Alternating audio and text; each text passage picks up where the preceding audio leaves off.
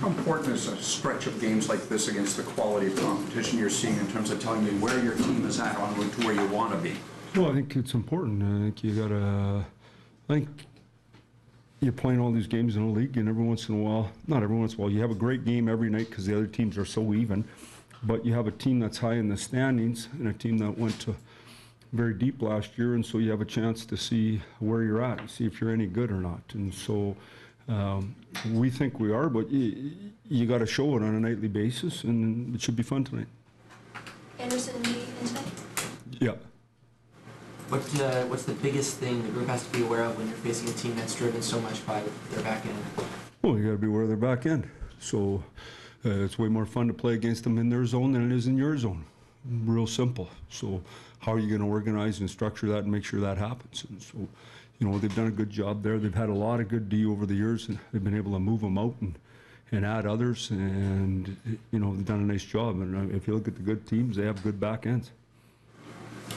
When you look at that game on Monday, Hinsey was saying there wasn't a lot of good defensive play. He thought, what do you guys need to do for a better job of tonight? Yeah, see, I thought we were no good sorting it out off the rush coming into our zone, which is going to be important. But there was lots of really good defensive play, but most of it was in the O zone. And there was tons of turnovers by each team. So I think the game's getting tighter and tighter, and it's hard to have clean pucks. So I showed the guys one play today, for example, we had to get it back 6 times before we got the play on net. That's because the other team's trying too. And they're going to be trying tonight too. So I don't imagine there'll be a lot of space, but we got to sort it out better coming into our zone, especially because Yost will be coming, Comby, Subban, and Ellis, and even Weber for that matter. You know, they can all make plays from the back end. How much different is Nashville's method of attack, given that they seem to generate, Ron was saying, a lot from the back end compared to other teams? It's called being better, not different. You know, when one guy's just better than the other guys, he goes back and he gets it and he just hooks the net and he's coming up the ice and he makes the right play all the time. I don't know if it's different. It's called better. You're better. Kapanen said a number of recalls. Have you seen any evidence in this recent stretch that he's benefited from having experience in the past? Well, obviously, as you come here and you think you're ready and you go back and you feel bad for yourself and wonder why you're getting screwed. And, I mean, every player, like, who did it to you? And then you go back there and you figure out, you get a little stronger, a little heavier, a little more determined. But even now when you're back, you have a good game, and what do you do the next day?